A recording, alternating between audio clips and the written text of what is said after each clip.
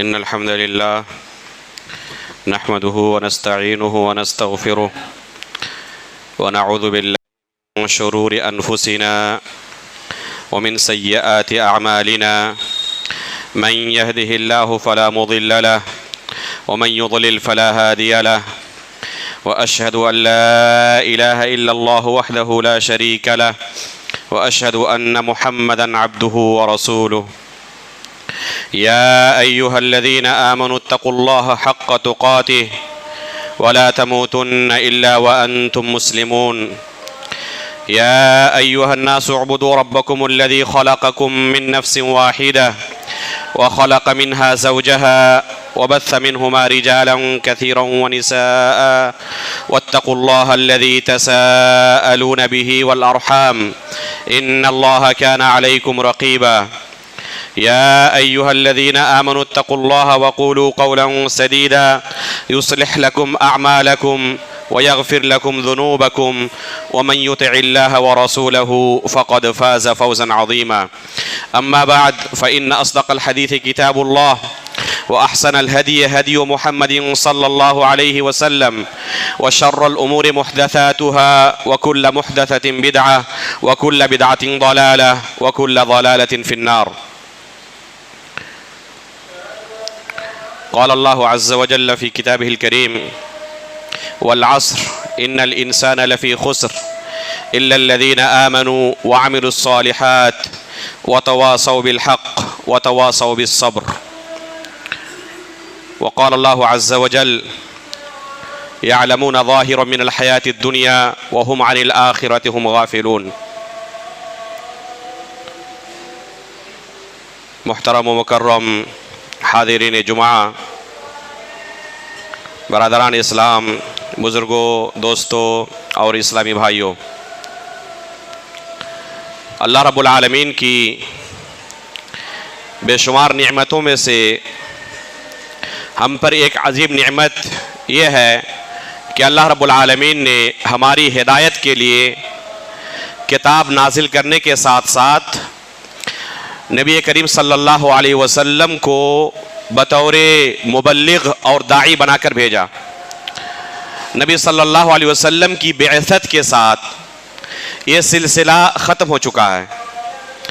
نبی صلی اللہ علیہ وسلم اور آپ سے پہلے تمام انبیاء اکرام کا جو مشن تھا، جو ذمہ داری اللہ رب العالمین کی طرف سے انہیں دی گئی تھی، اب اس ذمہ داری کو قیامت تک علماء اکرام ادا کریں گے اور اپنے کندھے پر ڈھوئیں گے۔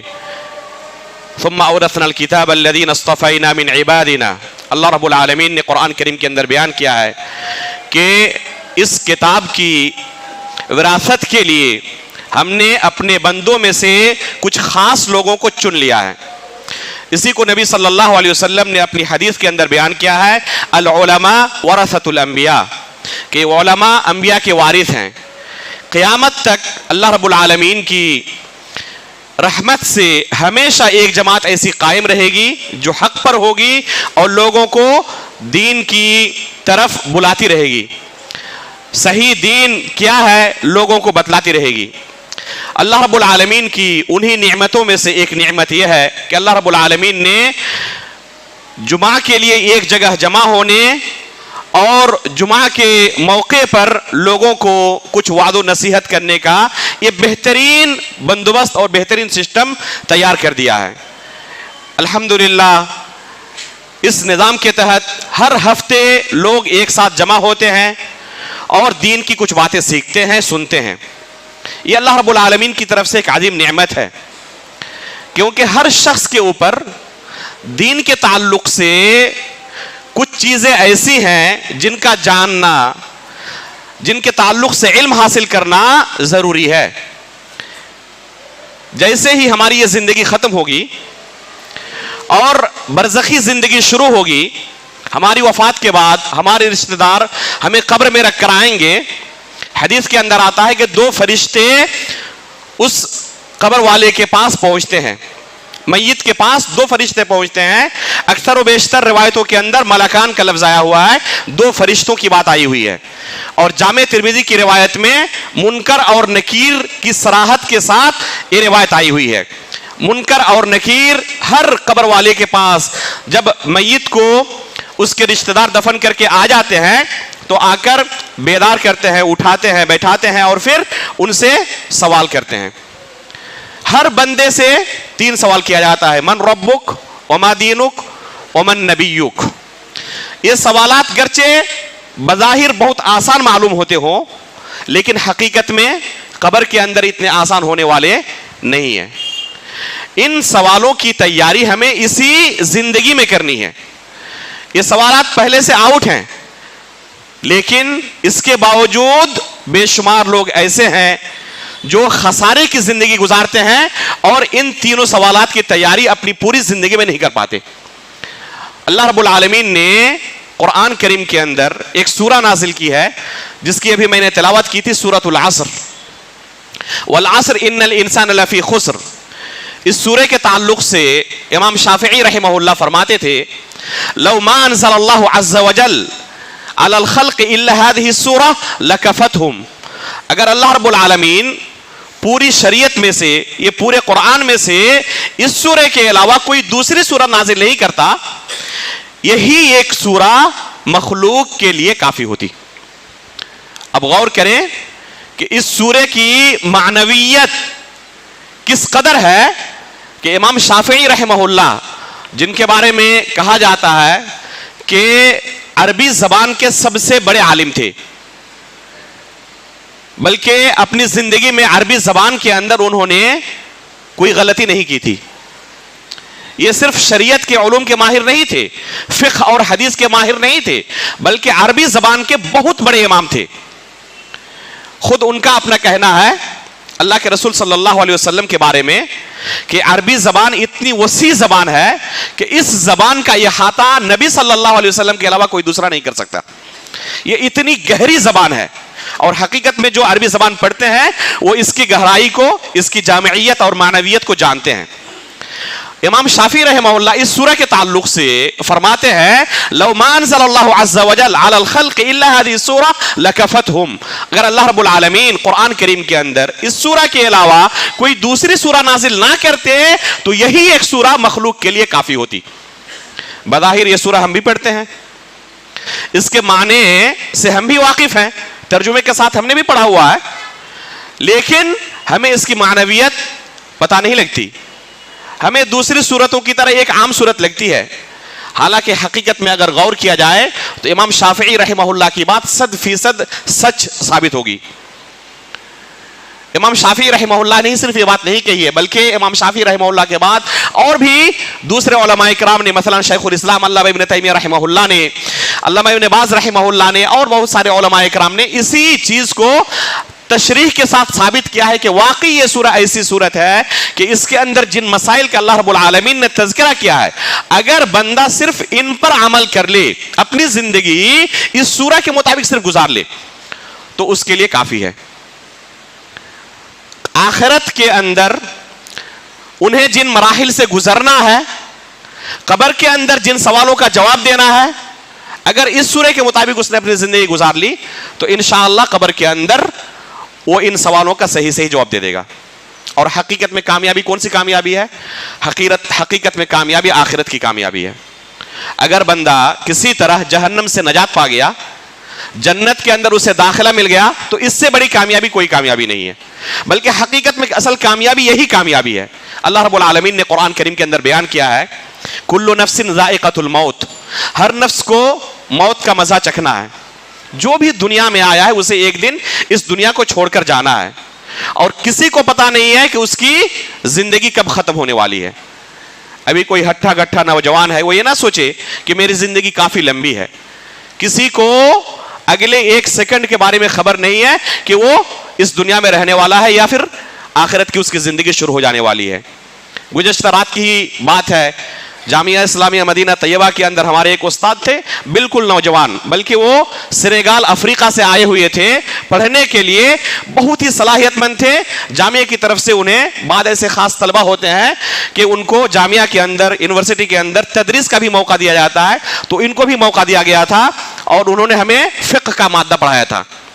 आज रात को खबर मिली कि उनकी वफात हो गई है। धक से रह गया کہ ابھی ایک دم نوجوان تھے, ابھی علمی خدمات انہوں نے شروع کی تھی اور ابھی ان کا بلاوا آ گیا. اس لیے کوئی نہیں کہہ سکتا کہ اس کی زندگی کب ختم ہونے والی ہے. انسان کو ہمیشہ تیار رہنا چاہیے اپنی آخرت کی زندگی کے لیے, وہی اصل زندگی ہے. کل نفس ذائقۃ الموت, ہر نفس کو موت کا مزہ چکھنا ہے. وانما توفون اجورکم یوم القیامہ, قیامت کے دن ہر شخص کو اس کے عمل کا پورا پورا بدلہ دیا جائے گا. اللہ رب العالمین کسی پر ظلم نہیں کرے گا. جو کچھ اس نے دنیا میں کمایا ہے سب کچھ اس کی آنکھوں کے سامنے ظاہر ہو جائے گا. اگر اس نے ذرے کے برابر بھی کوئی نیکی کی ہوگی اسے بھی دیکھے گا, ذرے کے برابر کوئی گناہ کیا ہوگا اسے بھی دیکھے گا. ذرہ کسے کہتے ہیں؟ ذرہ کہتے ہیں یہ ہوا کے اندر چھوٹے چھوٹے گرد و غبار ہوتے ہیں جو ننگی آنکھوں سے نظر نہیں آتے. اگر کہیں دیوار میں سوراخ ہو اور وہاں سے سورج کی روشنی روم کے اندر آ رہی ہو, کمرے کے اندر آ رہی ہو, تو وہاں پر اس روشنی میں یہ ذرے نظر آتے ہیں, ننگی آنکھوں سے وہ نظر نہیں آتے, حالانکہ موجود ہر جگہ ہوتے ہیں. اسے ذرہ کہتے ہیں. اللہ رب العالمین نے قرآن کریم کے اندر کہا ہے فَمَن يَعْمَلْ مِثْقَالَ ذَرَّةٍ خَيْرًا يَرَهُ وَمَن يَعْمَلْ مِثْقَالَ ذَرَّةٍ شَرًّا يَرَهُ. اگر اس ذرے کے برابر بھی اس نے کوئی نیکی کی ہوگی اسے بھی دیکھے گا, کوئی گناہ کیا ہوگا اسے بھی دیکھے گا. اسی لیے انسان کو کسی نیکی کو حقیر نہیں سمجھنا چاہیے. اللہ کے رسول صلی اللہ علیہ وسلم فرماتے ہیں لا تحقرن معروفا, کسی بھی نیکی کو کرتے ہوئے اسے حقیر نہ سمجھو, ہو سکتا ہے کہ یہی نیکی تمہاری نجات کا ذریعہ بن جائے. اس لیے کسی بھی نیکی کو حقیر نہیں سمجھنا چاہیے. اگر ایک ذرے کے برابر بھی آپ نیکی کر سکتے ہیں تو آپ کی آخرت کے لیے بیلنس ہو رہا ہے. اس بیلنس کو اس دنیا میں کر کے رکھیں. وَإِنَّمَا تُوَفَّوْنَ أُجُورَكُمْ يَوْمَ الْقِيَامَةِ, قیامت کے دن جو کچھ تم اس دنیا میں کماؤ گے اس کا پورا پورا تمہیں بدلہ دیا جائے گا. آگے اللہ تعالیٰ نے کیا کہا فَمَنْ زُحْزِحَ عَنِ النَّارِ وَأُدْخِلَ الْجَنَّةَ فَقَدْ فَازَ. اگر کوئی جہنم سے نجات پا گیا, کسی طرح سے اسے جہنم سے نجات مل گئی, وَأُدْخِلَ الْجَنَّةَ, اور جنت کے اندر اسے داخل کر دیا گیا, کسی طرح سے جنت میں داخلہ مل گیا, فقد فاز, تو وہ شخص کامیاب ہو گیا. حقیقت میں کامیابی یہی کامیابی ہے. دنیا کے اندر سب سے عالی مقام آپ کو حاصل ہو, پوری دنیا کی بادشاہت آپ کے پاس ہو, لیکن آخرت کے اندر اگر آپ کے پاس کچھ نہیں ہے تو اس سے بڑا خسارہ کچھ بھی نہیں ہے. لیکن اگر دنیاوی زندگی ہماری کیسی بھی گزر گئی, آخرت کے اندر ہماری زندگی محفوظ ہے, کسی طرح رب کی جنت ہمیں مل جائے, جہنم سے چھٹکارا مل جائے, تو حقیقت میں کامیابی یہی کامیابی ہے. وَمَا الْحَيَاةُ الدُّنْيَا إِلَّا مَتَاعُ الْغُرُورِ. اللہ رب العالمین اس آیت کے آخر میں ارشاد فرماتے ہیں کہ یہ دنیاوی زندگی صرف دھوکے کا ایک سامان ہے. اس چیز کو ہر شخص اپنی آنکھوں سے روزانہ دیکھتا ہے, محسوس کرتا ہے, اور اس میں کوئی کسی کو شک و شبہ نہیں ہے. لیکن اس کے باوجود دنیا کی محبت ایسی محبت ہے کہ لوگ انسان غافل ہو جاتا ہے. اس چیز کو دیکھنے کے باوجود بھی اس کی طرف نفس کو راضی نہیں کر پاتا کہ میری زندگی بھی ختم ہونے والی ہے. نفس کو شیطان نے اس قدر بہلایا پھسلایا ہوا ہے کہ نہیں, تمہاری زندگی تو ابھی کافی لمبی ہے, جن کو گزرنا تھا وہ گزر گئے, لیکن تمہاری زندگی ابھی کافی لمبی ہے. اس طرح شیطان نفس کو بہلاتا رہتا ہے, پھسلاتا رہتا ہے, اور پھر انسان دنیاوی زندگی کے اندر مگن ہو جاتا ہے. میرے بھائیوں, اسی دنیا میں ہمیں تیاری کرنی ہے. کم از کم شریعت کے متعلق ہر شخص کو یہ فکر کرنی چاہیے کہ اتنا علم شریعت کے متعلق میرے پاس ہو جس سے میں قبر کے اندر فرشتوں کے سوالوں کا صحیح جواب دے سکوں. طلب العلم فریضۃ علی کل مسلم, آپ نے یہ حدیث 12 سنی ہوگی. اس کا کیا معنی ہے؟ علم حاصل کرنا ہر مسلمان پر فرض ہے. تو کون سا علم حاصل کرنا؟ کیا اس کا معنی یہ ہے کہ ہر شخص کو اپنی دنیاوی زندگی چھوڑ کر مدرسے میں داخلہ لینا چاہیے اور اسے وہاں پر جا کے علم حاصل کرنا چاہیے؟ یہ معنی نہیں ہے. اس حدیث کا یہ معنی ہے کہ کم از کم انسان کے پاس شریعت کے متعلق اتنا علم رہے جس سے وہ اس دنیا سے مسلمان ہو کر جا سکے. آپ ہر خطبہ جمعہ کے اندر یہ 3 آیتیں سنتے ہیں, یا ایھا الذین آمنوا اتقوا اللہ حق تقاتہ ولا تموتن الا وانتم مسلمون. ہر خطبہ جمعہ کے اندر خطیب یہ آیت تلاوت کرتا ہے. اس کا کیا معنی ہے؟ ولا تموتن الا وانتم مسلمون.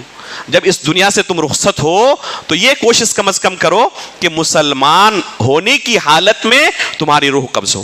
اس دنیا سے رخصت ہوتے وقت تمہارا شمار مسلمانوں میں ہو, کفار اور مشرکین میں نہ ہو.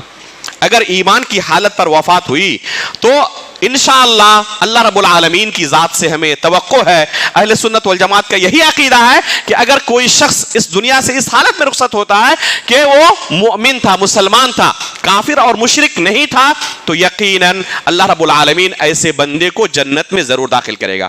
ہو سکتا ہے کہ اللہ رب العالمین اس کے تمام گناہوں کو معاف کر کے ڈائریکٹ جنت میں داخل کرے، ایسا بھی ہو سکتا ہے کہ اس کے گناہوں کے بقدر اسے سزا دے، لیکن اگر جہنم میں داخل کیا تو ہمیشہ ہمیشہ جہنم میں نہیں رکھے گا، ایک نہ ایک دن اسے اللہ رب العالمین ضرور جنت کے اندر داخل کرے گا اگر ایمان کی حالت میں اس کی وفات ہوئی ہے۔ یہ ہے توحید کی فضیلت، یہ ہے ایمان کی فضیلت۔ اگر یہی دولت، یہی نعمت ہمارے پاس نہ ہو، ہم ایسے اعمال کریں جس سے اس نعمت کو ختم کر دے، تو ہم سے بڑا خسارہ اٹھانے والا کوئی نہیں ہے، ہم سے بڑا ہلاکت اٹھانے والا کوئی نہیں ہے۔ اسی چیز کو اللہ رب العالمین نے اس سورے کے اندر بیان کیا ہے۔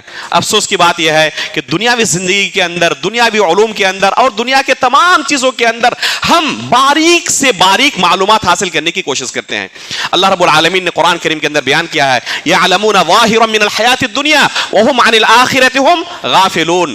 اکثر لوگوں کی حالت یہی ہوتی ہے کہ دنیاوی زندگی کے معاملے میں چھوٹی سے چھوٹی چیز کے بارے میں بھی علم حاصل کرتے ہیں، انہیں سوئی سے لے کر جہاز تک کا علم ہوتا ہے، چاند تک پہنچ جاتے ہیں، لیکن اس چاند کے رب تک پہنچنے کی انہیں توفیق نہیں ہوتی ہے۔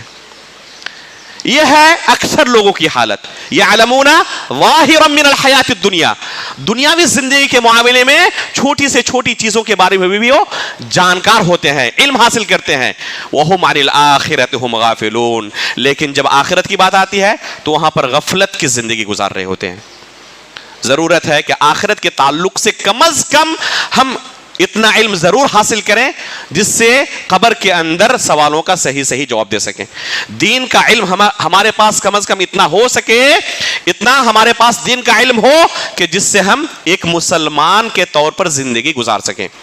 اگر کوئی شخص ایسا ہے جسے کلمہ لا الہ کا علم نہیں ہے، ارکان ایمان کا علم نہیں ہے، توحید کا علم نہیں ہے، جس کو نماز پڑھنے کا طریقہ نہیں آتا، وضو کرنے کا طریقہ معلوم نہیں، کن چیزوں سے وضو ٹوٹ جاتا ہے، کن چیزوں سے نماز ٹوٹ جاتی ہے، کن چیزوں سے روزہ ٹوٹ جاتا ہے، بلکہ کن چیزوں سے اسلام ٹوٹ جاتا ہے، اسے ان بنیادی باتوں کی بھی خبر نہیں ہے، تو ظاہر سی بات ہے کہ اگر دین کے ان بنیادی باتوں کے بارے میں بھی اسے خبر نہیں ہے، اتنا بھی اس نے علم حاصل نہیں کیا اپنی 60 سالہ 70 سالہ 80 سالہ زندگی میں، تو ظاہر سی بات ہے کہ وہ خسارہ اٹھانے والوں میں سے ہے۔ اسی چیز کو اللہ رب العالمین نے اس سورے کے اندر بیان کیا ہے، والعصر ان الانسان لفی خسر۔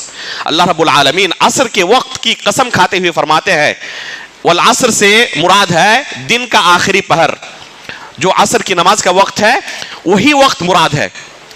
حالانکہ بعض مفسرین نے زمانے سے یا وقت سے اس کی تفسیر کی ہے، لیکن شیخ الاسلام علامہ ابن تیمیہ رحمہ اللہ نے مقدمہ فی اصول تفسیر کے اندر، اسی طرح علامہ ابن القیم رحمہ اللہ نے مفتاح دار السعادہ کے اندر، امام شاطبی رحمہ اللہ نے الموافقات کے اندر، یہ کبار علماء میں سے ہیں، علماء راسخین میں سے ہیں، انہوں نے قرآن کی تفسیر کا یہ اصول بیان کیا ہے کہ اگر کوئی عربی لفظ متعدد معانی کو شامل ہو تو اس کی تفسیر، صحیح تفسیر وہی ہوگی، معتبر تفسیر وہی ہوگی جو کتاب و سنت کے نصوص سے مؤید ہو، جس کی تائید کتاب و سنت کے نصوص سے ہوتی ہو۔ اور لفظ عصر کا معنی کتاب و سنت کے اندر عصر کے وقت کے علاوہ، دن کے آخری پہر کے وقت کے علاوہ کوئی دوسرا نہیں ملتا، اس لیے لفظ عصر کا صحیح معنی کیا ہے کہ دن کا آخری پہر، جو عصر کا وقت ہے یہ مراد ہے۔ اللہ رب العالمین نے اس وقت کی قسم کھاتے ہوئے کیا کہا ہے، ان الانسان لفی خسر، کہ تمام کے تمام انسان خسارے میں ہیں، گھاٹے میں ہیں، ہلاکت کے دہانے پر ہے، سوائے وہ لوگ جن کے اندر 4 صفتیں پائی جاتی ہیں۔ وہ 4 صفتیں کیا ہیں؟ الا الذین آمنوا، پہلے نمبر پر وہ لوگ جو ایمان لائے۔ ایمان کی 2 قسمیں ہیں، ایک ایمان کامل اور ایک ہے ایمان اصلی۔ اگر ایمان کامل ہو تو یہ سب سے افضل ہے، اور یہی انسان سے مطلوب ہے کہ بندہ ہمیشہ کوشش کرے کہ وہ مکمل مومن ہو۔ اللہ کے رسول صلی اللہ علیہ وسلم نے ایک حدیث کے اندر بیان کیا ہے، عمر فاروق رضی اللہ تعالیٰ عنہ کو کہا کہ عمر فاروق رضی اللہ تعالیٰ عنہ نے خود کہا اللہ کے رسول کو کہ اللہ کے رسول، میں آپ کو سب سے زیادہ محبوب رکھتا ہوں سوائے اپنے نفس کے. تو اللہ کے رسول نے کہا اے عمر تم اس وقت تک مومن نہیں ہو سکتے جب تک کہ اپنے نفس سے زیادہ مجھے محبوب نہ جانو. تو عمر فاروق رضی اللہ تعالیٰ عنہ نے کہا اللہ کے رسول میں اپنے نفس سے بھی زیادہ آپ سے محبت کرتا ہوں. تو اللہ کے رسول نے کہا الآن یا عمر، عمر اب تم حقیقت میں مومن ہوئے. یہ ایمان کا اعلیٰ درجہ ہے، ایمان کا اعلیٰ درجہ ہے. بے شمار احادیث کے اندر آپ نے سنا ہوگا لا یؤمن سے بہت ساری حدیثیں شروع ہوتی ہیں. لا یؤمن احدکم، لا یؤمن احدکم، تم میں سے کوئی شخص اس وقت تک مومن نہیں ہو سکتا جب تک کہ اس طرح نہ کر لے، اس طرح نہ کر لے، اس طرح نہ کر لے. یہ تمام حدیثیں اہل سنت والجماعت کے منہج کے مطابق اگر اس کی تفسیر کی جائے تو اس کا معنی یہ ہے کہ کامل مومن نہیں ہو سکتا. اس کا معنی یہ نہیں ہے کہ اگر کسی کے اندر یہ صفت نہیں پائی جاتی تو دائرہ اسلام سے خارج ہو جائے گا اور وہ کافر ہو جائے گا. یہ معنی نہیں ہے. اصل ایمان اس کا باقی رہتا ہے. تو ایمان کی دو قسمیں ہیں، یہ ایک اصل ایمان اور ایک ہے کامل ایمان. تو دونوں قسموں کے لیے علم کا ہونا ضروری ہے. الا الذین آمنوا سے علماء نے استدلال کیا ہے کہ یہ علم کی دلیل ہے، کیونکہ بغیر علم کے ایمان مقبول نہیں ہے. اگر کوئی شخص کلمہ لا الہ کا اقرار کرے اور اسے پتہ نہ ہو کہ میں نے اپنی زبان سے کیا کہا ہے، اس کلمے کا معنی کیا ہے، اس کلمے کے تقاضے کیا ہیں، اس کلمے کے شروط کیا ہیں، اگر اسے اس چیز کا علم ہی نہ ہو اور طوطے کی طرح رٹ لے تو یہ کلمہ اسے آخرت کے اندر نجات نہیں دلا سکتا. اسے پتہ ہونا چاہیے کہ میں نے اپنی زبان سے کیا ادا کیا ہے. اگر کوئی شخص نیند کی حالت میں ہو اور نیند کی حالت میں کلمہ لا الہ کا اقرار کر رہا ہو تو وہ شخص دائرہ اسلام کے اندر داخل نہیں ہو جائے گا، اس لیے کہ اسے پتہ ہی نہیں کہ میں نے اپنی زبان سے اس کلمے کو ادا کیا ہے. تو علم کا ہونا ضروری ہے. الا الذین آمنوا یہ علم کی دلیل ہے. امام بخاری رحمہ اللہ نے اپنی صحیح کے اندر کتاب العلم میں ایک باب قائم کیا ہے، باب العلم قبل القول والعمل. علم کا مقام قول اور عمل سے پہلے ہے، اور اس کے لیے انہوں نے دلیل کے طور پر یہ آیت ذکر کی ہے فَعْلَمْ أَنَّهُ لَا إِلَهَ إِلَّا اللَّهُ وَاسْتَغْفِرْ لِذَنبِكَ. یہ آیت انہوں نے دلیل کے طور پر ذکر کی ہے. لا الہ الا اللہ سے پہلے اللہ رب العالمین نے علم کا تذکرہ کیا. فَعْلَمْ أَنَّهُ لَا إِلَهَ إِلَّا اللَّهُ، تم جان لو، علم حاصل کرو کہ اللہ کے سوا کوئی برحق معبود نہیں. فرماتے ہیں فَبَدَأَ بِالْعِلْمِ قَبْلَ الْقَوْلِ وَالْعَمَلِ. اللہ رب العالمین نے علم کے ساتھ شروعات کی قول اور عمل سے پہلے. تو لا الہ الا اللہ کے زبان سے ادا کرنے سے پہلے جاننے کی ضرورت ہے کہ اس کا معنی کیا ہے، اس کے تقاضے کیا ہیں. اسی لیے اللہ کے رسول صلی اللہ علیہ وسلم نے جب مکہ والوں کے سامنے کہا یا ایھا الناس قولوا لا الہ الا اللہ تفلحوا، اے لوگو لا الہ الا اللہ کا اقرار کرو تم نجات پا جاؤ گے. فوراً لوگوں نے سمجھا کہ اللہ کے رسول ہم سے کس چیز کا مطالبہ کر رہے ہیں. انہوں نے کیا کہا اجعل الناس اجعل الالهة الها واحدة ان هذا لشيء عجاب. اپنے معبودوں کو چھوڑ کر صرف ایک اللہ کی عبادت کریں، یہ تو آپ کا عجیب و غریب مطالبہ ہے. اللہ کے رسول صلی اللہ علیہ وسلم نے اپنے چچا ابو طالب کو آخری سانس تک اس کلمے کو اقرار کرانے کی کوشش کی، لیکن کامیاب نہیں ہوئی، کیونکہ اللہ رب العالمین کے ہاتھ میں ہدایت ہے، کسی بندے کے ہاتھ میں ہدایت نہیں ہے. آخری سانس تک اللہ کے رسول نے کوشش کی اور اپنے چچا سے کہا یا عم قل لا الہ الا اللہ کلمۃ احاج لک بها عند اللہ. چچا جان ایک مرتبہ اس کلمے کا اقرار کر لے، یہ ایسا کلمہ ہے کہ اگر آپ نے اس دنیا میں اگر آج اقرار کر لیا تو اس کلمے کو آپ کے لیے میں قیامت کے دن حجت کے طور پر پیش کروں گا کہ میرے چچا نے اس کلمے کو اپنی زبان سے ادا کیا تھا. لیکن اللہ رب العالمین نے ان کی تقدیر میں ہدایت نہیں لکھی تھی، اس زبان اپنی زبان سے اس کلمے کو ادا آخری سانس تک نہ کر سکے. آخری لفظ جو ان کی زبان سے نکلا وہ کیا تھا انا علی ملت عبد المطلب. عبد المطلب کی ملت پر میں اس دنیا سے رخصت ہو رہا ہوں. اس وجہ سے زندگی بھر اللہ کے رسول کی خدمت کرنے کے باوجود صرف یہ نعمت نہ ہونے کی وجہ سے، کلمہ توحید کی نعمت نہ ہونے کی وجہ سے، ایمان کی نعمت نہ ہونے کی وجہ سے اللہ کے رسول کی خدمت. آج لوگ کہتے ہیں کہ ہم نے بہت سارے لوگوں کی خدمت کی ہے، خدمت خلق میں مصروف ہیں. اسلام کی بھی خدمت کرے، اللہ کے رسول کی بھی خدمت کرے، اس کے باوجود اگر یہ کلمہ زندگی میں نہ ہو تو آخرت کے اندر نجات نہیں مل سکتی ہے. یہ چچا جنہوں نے زندگی بھر اللہ کے رسول کی خدمت کی، بلکہ بے شمار ایسے صحابہ اکرام تھے جن سے زیادہ اس چچا نے اللہ کے رسول کی خدمت کی تھی. ہمیشہ دشمنوں کے سامنے کھڑے ہو جاتے تھے اور اپنے بھتیجے کو نقصان نہیں پہنچانے دیتے تھے. لیکن سب کچھ ہونے کے باوجود یہی ایک کلمہ ان کی زندگی میں نہیں تھا. اس وجہ سے ٹھکانہ کیا ہوا؟ ٹھکانہ جہنم ہے. اس کے بالمقابل غور کریں اس صحابی کی حالت جو کفار کی طرف سے اللہ کے رسول اور صحابہ اکرام کے خلاف لڑنے کے لیے میدان جہاد میں آئے ہوئے تھے. میدان جنگ میں آنے کے بعد اللہ تعالیٰ نے انہیں ہدایت دی اور یہاں پر آ کر انہوں نے لا الہ الا اللہ کا اقرار کیا. ابھی اللہ رب العالمین کے لیے ایک سجدہ تک نہیں کیا ہے, ایک نماز تک نہیں پڑھی ہے, اور پھر اسی جنگ کے اندر شہید ہو جاتے ہیں. ان کا ٹھکانہ کہاں ہے؟ جنت ہے. ایک سجدہ بھی اللہ کے لیے نہیں کیا, اسلام کے لیے بظاہر کوئی خدمت انجام نہیں دی, لیکن اللہ رب العالمین نے ان کا ٹھکانہ کہاں کیا؟ جنت کے اندر شہداء اور صالحین کے ساتھ, انبیاء اکرام کے ساتھ ان کا ٹھکانہ ہوا. لیکن کوئی شخص صرف اس کی زندگی میں ایک کلمہ نہ ہو, اگر اس نے زندگی بھر اسلام کی خدمت کی ہو تب بھی آخرت کے اندر نجات نہیں پا سکتا. تو یہ کلمہ صرف زبان سے ادا کرنا نہیں ہے. اگر صرف زبان سے ہی ادا کرنا ہوتا تو ابو طالب کے لیے کیا مشکل تھا؟ زبان سے ادا کر دیتے. لیکن ابو طالب سمجھ رہے تھے کہ یہ بھتیجا کس چیز کا مطالبہ کر رہے ہیں, صرف زبان سے ادا کرنے کا مطالبہ نہیں کر رہے ہیں.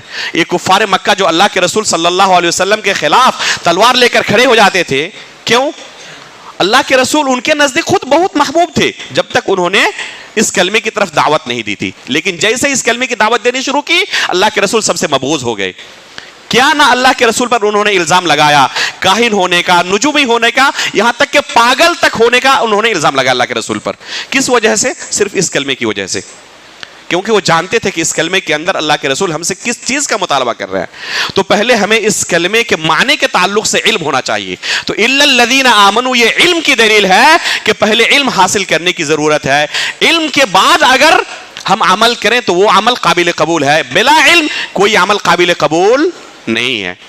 کسی شخص کو نماز کا طریقہ نہیں معلوم, وضو کرنے کا طریقہ نہیں معلوم, اور وہ کسی غیر شرعی طریقے پر نماز پڑھتا رہے, زندگی بھر نماز پڑھتا رہے, تو کیا اللہ رب العالمین کی بارگاہ میں ایسی عبادت قابل قبول ہوگی؟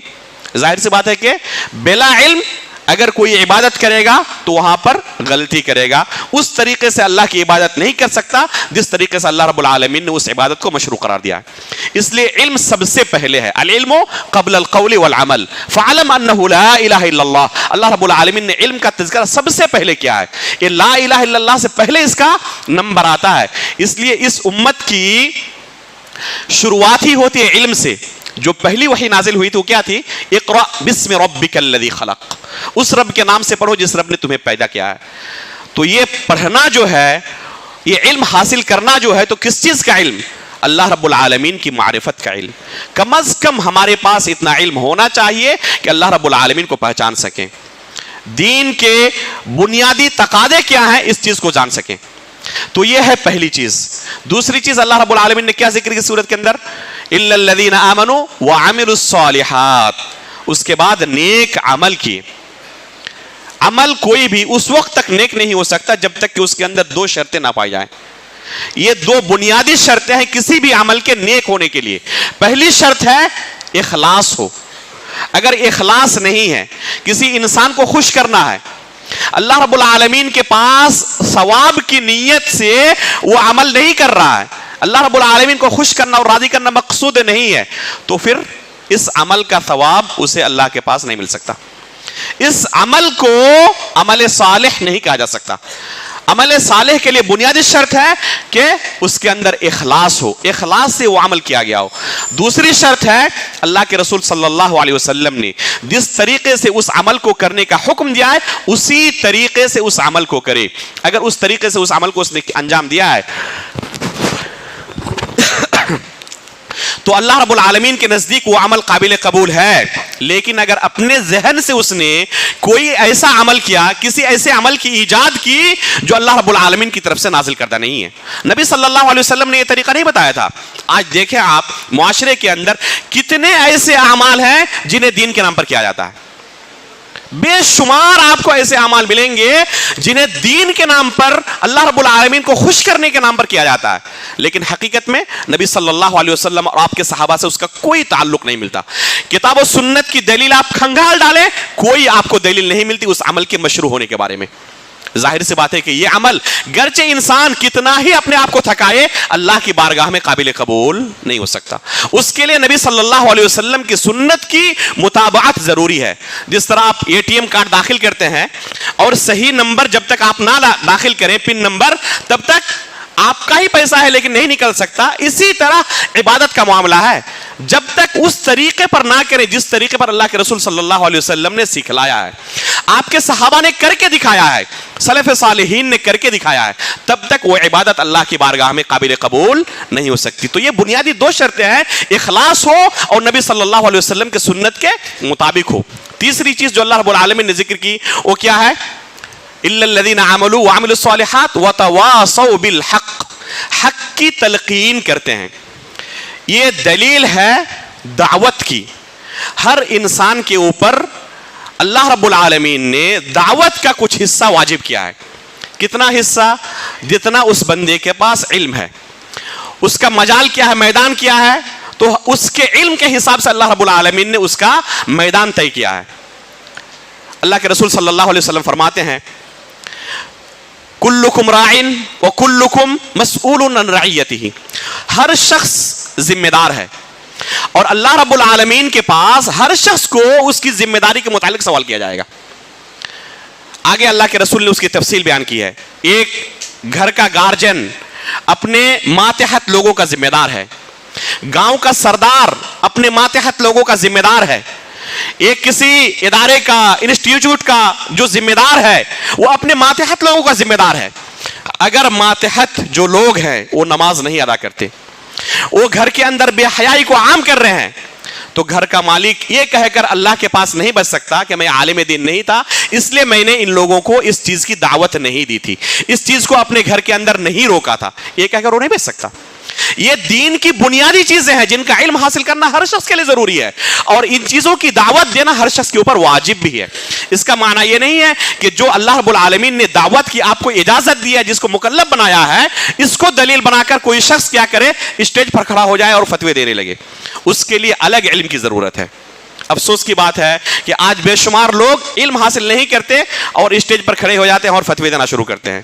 علم حاصل کرنا ضروری ہے, لیکن اس کے لیے اہل سنت والجماعت کے اصول کے مطابق بنیادی دو چیزوں کا دیکھنا ضروری ہے. جن سے آپ علم حاصل کر رہے ہیں پہلے دیکھیں کہ اس بندے کے پاس یہ صلاحیت ہے یا نہیں, اس نے حقیقت میں اس علم کو اپنے اساتذہ سے حاصل کیا ہے یا نہیں, اس کے پاس کتاب و سنت کا علم ہے یا نہیں, یہ پہلی چیز ہے. دوسری چیز یہ ہے کہ وہ سلف صالحین کے منہج پر ہے یا نہیں. اگر کوئی علامہ بھی ہو لیکن عقیدے کے اندر قدری ہو, معتزلی ہو, جبری ہو, خارجی ہو, تو ایسے شخص سے علم حاصل کرنا جائز نہیں ہے. تو یہ بنیادی طور پر دو چیزوں کا دیکھنا ضروری ہے جس سے آپ علم حاصل کر رہے ہیں, جس سے شریعت سیکھ رہے ہیں کہ کیا حقیقت میں اس بندے کے پاس اتنی اہلیت ہے کہ وہ ہمیں دین سکھا سکے, یا خود وہ اس چیز کا محتاج ہے کہ پہلے جا کر وہ خود پڑھے اور پہلے خود اس دین کو سیکھے, اس دین کے اصول و قواعد کو جانے. تو جس سے آپ دین سیکھ رہے ہیں پہلے اس کے اندر اس چیز کو تلاشیں کہ کیا اس کے پاس دین سکھانے کی اہلیت ہے یا نہیں ہے. دوسری چیز کہ اہل سنت والجماعت کے منہج اور عقیدے پر ہے یا نہیں. اگر یہ دو چیزیں موجود ہیں تو اس سے دین سیکھ سکتے ہیں. تو تیسری چیز یہی ہے کہ جو کچھ اللہ رب العالمین نے آپ کو علم عطا کیا ہے, کم از کم ایسے مسائل جن کا جاننا ہر مسلمان کے لیے ضروری ہے. مثلا زنا حرام ہے, شراب حرام ہے, جھوٹ بولنا حرام ہے, غیبت حرام ہے, اس طرح بے شمار مسائل ہیں جن کے بارے میں علماء کا کوئی اختلاف نہیں ہے.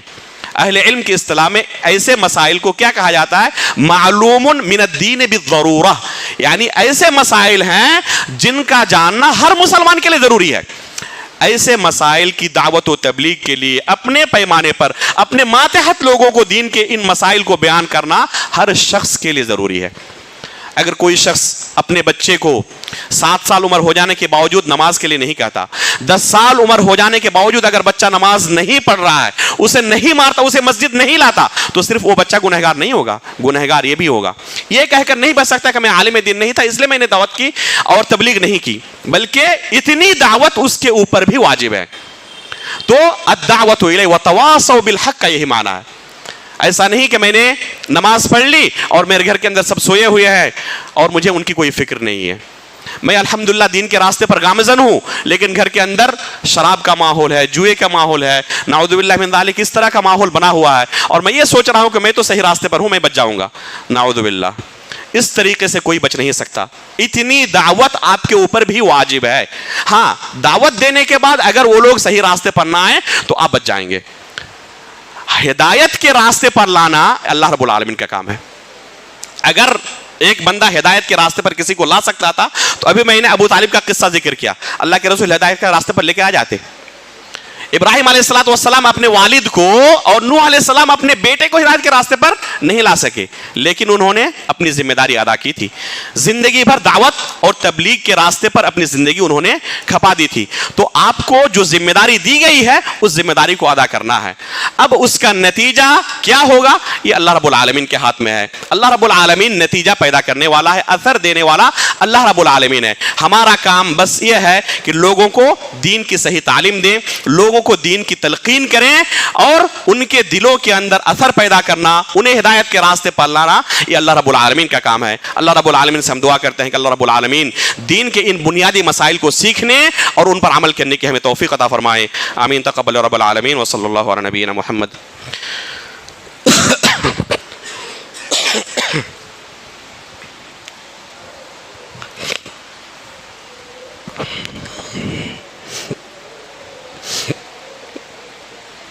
ان الحمد للہ نحمده ونصلی علی رسولہ الکریم۔ محترم حاضرین، چوتھی چیز اس سورہ کے اندر جو اللہ رب العالمین نے بیان کی ہے وہ بہت ہی اہم ہے، وہ ہے صبر۔ وتواصوا بالحق وتواصوا بالصبر۔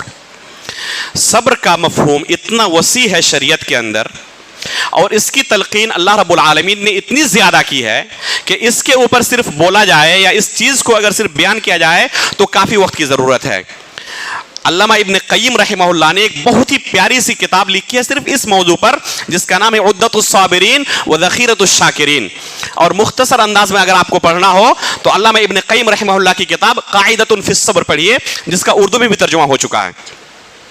صبر کہتے ہیں ایک ایسا فاضلانہ اخلاق ہے جو انسان کو ہر اس کام سے روک دے جس کا انجام اچھا نہیں ہوتا، اس چیز کو صبر کہتے ہیں۔ عموماً جب لفظ صبر کا تذکرہ کیا جاتا ہے تو لوگوں کے ذہن میں کیا آتا ہے؟ جیسے ہی صبر کا تذکرہ کیا جائے تو لوگوں کے ذہن میں آتا ہے کہ اگر ہم پر کوئی مصیبت ٹوٹ پڑی ہے تو ایسے موقع پر جزا فضا نہ کرنا، شکوے شکایت نہ کرنا، اسے صبر کہتے ہیں۔ حقیقت میں شریعت کی اصطلاح میں صبر کا یہ معنی نہیں ہے، یا یہ کہا جائے کہ یہ صبر کا بہت ہی تنگ اور ناقص مفہوم ہے شریعت کی اصطلاح میں۔ شریعت کی اصطلاح میں صبر کا مفہوم اس سے کہیں زیادہ وسیع ہے، اس کے اندر اس سے کہیں زیادہ کشادگی ہے۔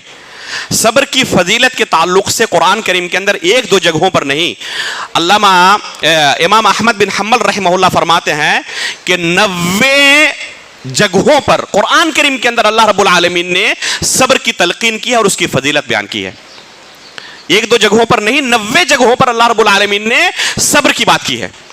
دنیا کا کوئی بھی کام حقیقت میں انسان اس وقت تک انجام نہیں دے سکتا یا اس کے اندر کامیاب نہیں ہو سکتا جب تک کہ اس کے اندر صبر کی صفت موجود نہ ہو۔ اگر کسی کے اندر صبر کی صفت موجود نہیں ہے تو اس کام کے اندر، چاہے وہ پڑھائی کے اندر ہو، چاہے تجارت کے اندر ہو، چاہے کسی بھی کام میں، اس وقت تک وہ کامیاب نہیں ہو سکتا جب تک کہ اس کے اندر صبر کی صفت نہ پائی جائے۔ علامہ ابن تیمیہ رحمہ اللہ اس کتاب کے اندر فرماتے ہیں کہ اگر من جملہ پوری شریعت کو دیکھا جائے، کتاب و سنت کے تمام نصوص کو بغور پڑھا جائے، تو اس کا نتیجہ یہ نکلے گا کہ دین صرف دو چیزوں کا نام ہے، ایک ہے صبر اور دوسری چیز ہے شکر۔ حقیقت میں پورا دین دو چیزوں کا نام ہے، ایک ہے صبر اور دوسرا کیا ہے؟ شکر۔ علامہ ابن تیمیہ رحمہ اللہ نے جو بات کہی ہے یہ ان کی اپنی طرف سے نہیں ہے، انہوں نے قرآن اور سنت سے اسے استدلال کرتے ہوئے کہا ہے۔ اللہ رب العالمین نے قرآن کریم کے اندر بیان کیا ہے ان فی ذالک لآیات لکل صبار شکور۔ یہ آیت 4 جگہوں پر قرآن کریم کے اندر آئی ہوئی ہے۔ اسی طرح اللہ کے رسول صلی اللہ علیہ وسلم فرماتے ہیں عجبا لامر المؤمن ان امرہ کلہ خیر فإن أصابته سراء فشکر فهو خیر اللہ وإن أصابته ضراء فصبر فهو خیر اللہ۔ ایک مومن کی زندگی عجیب و غریب زندگی ہوتی ہے۔ اگر اس کی زندگی میں इन अमरहु कुल्लहु खैर, उसकी जिंदगी में हमेशा खैर ही खैर है। एक मोमिन की जिंदगी में कभी शर नहीं आता, कभी बुराई नहीं आती, हमेशा मौसम बहार है मोमिन की जिंदगी। किस तरह? इन असाबतहु सर्रा फशकर फहुव खैरुल लह, अगर उसकी जिंदगी में खुशहाली के मौके आते हैं तो ऐसे मौके पर अल्लाह रब्बुल आलमीन का शुक्रिया अदा करता है और ये उसके लिए खैर है। व इन असाबतहु दर्रा फसबर फहुव खैरुल लह, और अगर उसकी जिंदगी में मुसीबतें आती हैं, तकलीफें आती हैं, तो फिर ऐसे मौके पर वो सब्र करता है और ये उसके लिए खैर है। सब्र करने वालों को अल्लाह रब्बुल आलमीन बेहिसाब बदला देता है। इन्नमा युवफ़्फ़स साबिरून अजरहुम बिगैर हिसाब, अल्लाह रब्बुल आलमीन का ऐलान है, सब्र करने वालों को अल्लाह रब्बुल आलमीन बेहिसाब उसका बदला अता करता है।